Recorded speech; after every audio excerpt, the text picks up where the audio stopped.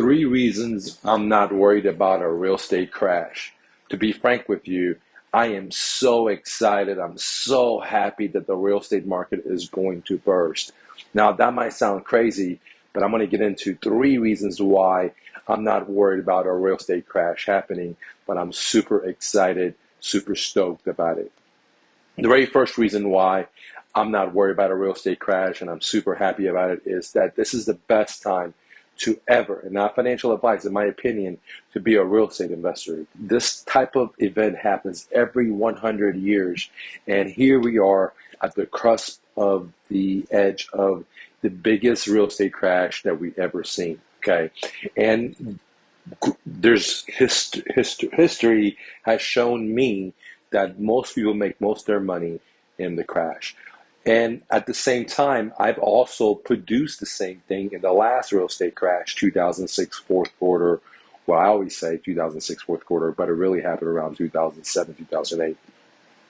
However, in the last crash, I was able to market to motivated sellers, buy their homes by me just simply taking over the seller's existing mortgage, aka the seller became my personal bank, and I didn't have to use all my cash. I didn't have to put a big chunk of money down. I didn't have to use my credit.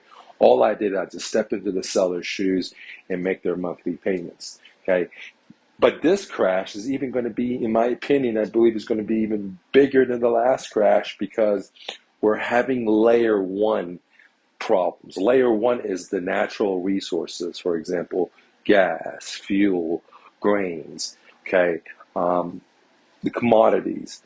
And so it's going to be a lot different than the last crash because in America, I believe that the ups and downs, the booms and the busts are created through the Fed manipulation of the second layer. The second layer is the U.S. Financial systems, the pipelines, for example, the stock market, for example, the Swiss system, for example, the printing of money and buying back mortgage-backed securities, all that stuff that goes into the layer two. Now, usually the Fed, in my opinion, controls the booms and the busts by layer two. And this time they're not going to be able to fix it. And that's why it's going to create a lot of pain, which I'm going to talk to point two and three in a second. But it's going to create a lot of pain. It's going to create a great opportunity for people that are not scared like myself to run into the fire because we all know America is one of the greatest country and eventually it's going to go back up, okay? If we don't happen to, nuke each other in the new thing that's coming up, the conflict in Europe that Big Brother keeps fanning. However, if that doesn't happen, then I believe that the things were going to change as America is one of the greatest countries out there. Okay, maybe your foreign policy is not the greatest, and maybe we don't take care of the homeless and so on, but we still have one of the best democracies that I've personally seen.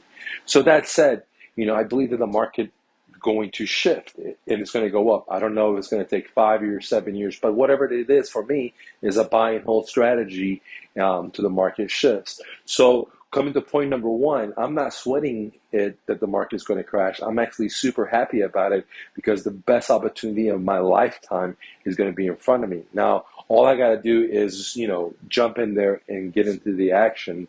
And that's why I like investing in the real estate crashes versus when the market is going up because there's too much competition, there's too much money, etc. Okay.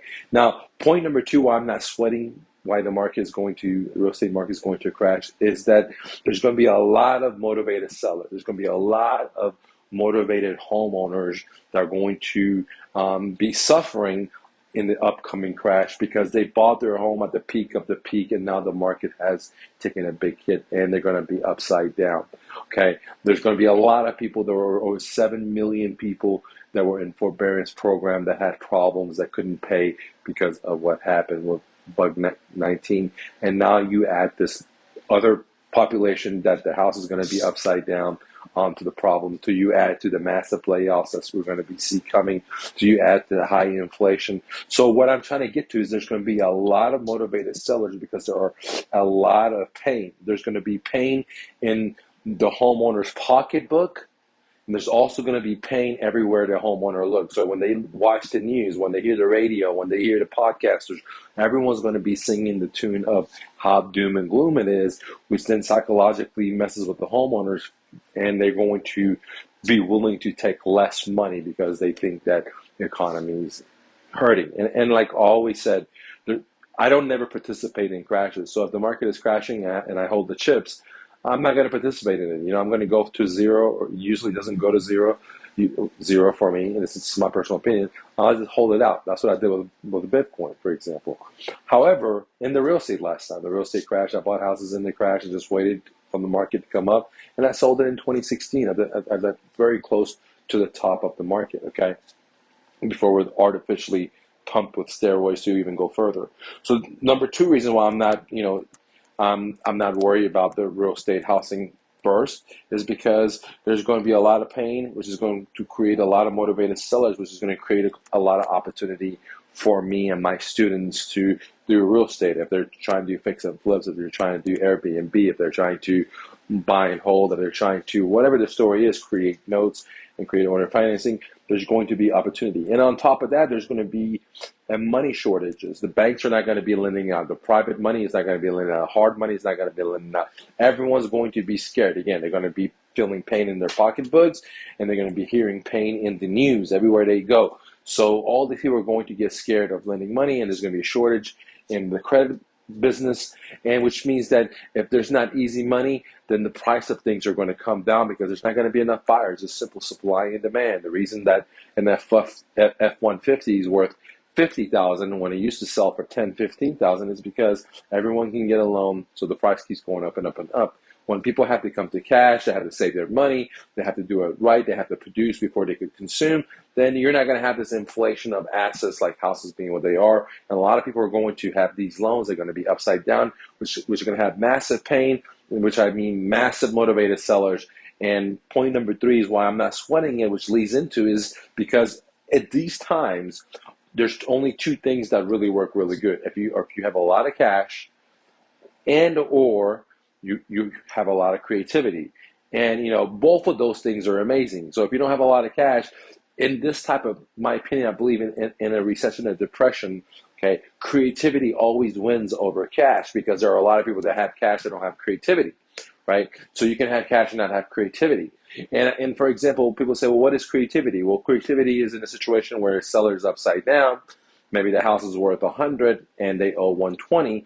Well, maybe I can turn this property into a cash flow rental. Maybe I can turn this property into a positive, super positive cash flow through Airbnb. Maybe I could turn this property into a passive cash flow where I don't have to even deal with the plumbing to creating a new note through owner financing where I sell it to someone that has poor credit, but they have 20K down, and I charge them, I wrap them a higher interest rate, and get the spread that way. So it all depends on creativity. Now, the average investor that has cash, they don't understand anything I just said, right?